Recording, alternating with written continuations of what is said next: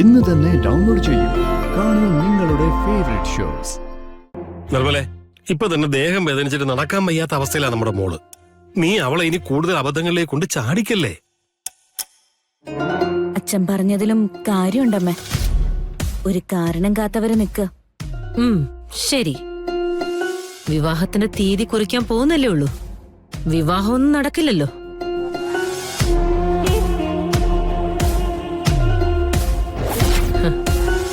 കാര്യങ്ങളൊക്കെ അവർ തീരുമാനിക്കട്ടെ. മുടക്കേണ്ടത് എങ്ങനെയാന്ന് ഞാൻ തീരുമാനിച്ചോളാം.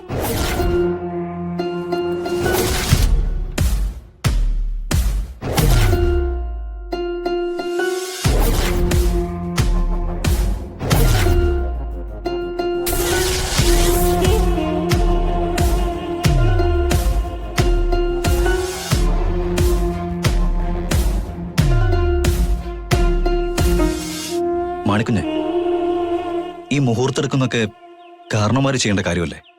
അതിന് നമ്മൾ നിൽക്കേണ്ട ആവശ്യം എന്താ? കാരണവന്മാര് മുഹൂർത്തം എടുത്താലും കെട്ടുന്നത് സാറ് തന്നെയല്ലേ. അപ്പൊ പിന്നെ സാറ് എന്താ കുഴപ്പം? എന്താണ് രണ്ടുപേരും തമ്മിലൊരു തർക്കം? അല്ലമ്മേ, സാറിനൊരു സംശയം. മുഹൂർത്തം എടുക്കുന്നത് കാരണവന്മാരല്ലേ, അതുകൊണ്ട് നമ്മളിവിടെ നിൽക്കേണ്ട കാര്യമുണ്ടോന്നു. നിങ്ങളിപ്പോ ചെറുപ്പക്കാരാണെങ്കിലും കുറച്ച് കഴിയുമ്പോ കാരണവന്മാരാവേണ്ടവരാ. അപ്പോ കാര്യങ്ങളൊക്കെ കണ്ടുപഠിക്കണം.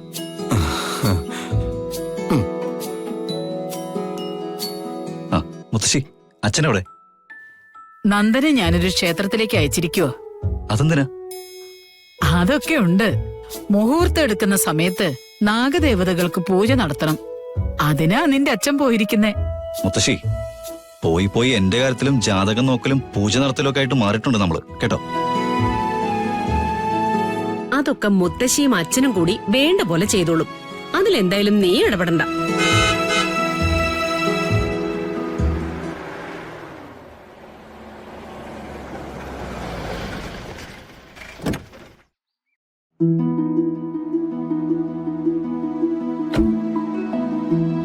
ആ, ജോലിസിലെത്തിയല്ലോ.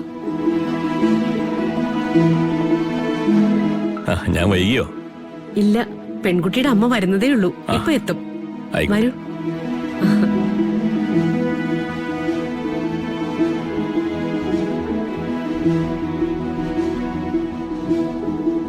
ഇരുന്നോളൂ. അമ്മേ, നവീന്റെ തലക്കുറി അമ്മയുടെ പെട്ടിയിലല്ലേ വെച്ചിരിക്കുന്നത്? അതൊന്ന് എടുത്തോണ്ട് വരാവോ? ആ,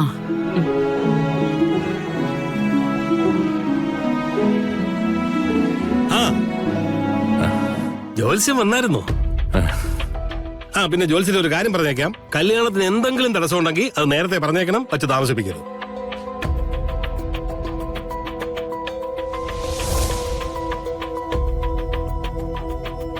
അതെന്താ ഉദയ, വിവാഹത്തിന് ഇനിയൊരു തടസ്സം? മുഹൂർത്തം കുറിക്കാനല്ലേ ജോത്സ്യർ വന്നിരിക്കുന്നത്.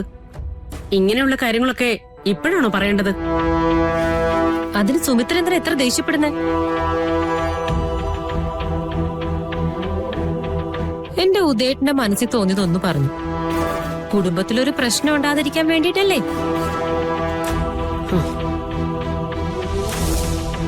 അമ്മായി, അടങ്ങി ഒതുങ്ങി നിൽക്കുകയാണെങ്കിൽ മാത്രം അവിടെ നിന്നാ മതി. അല്ലെങ്കിൽ 3 പേരും കൂടെ അങ്ങ് വിട്ടോ.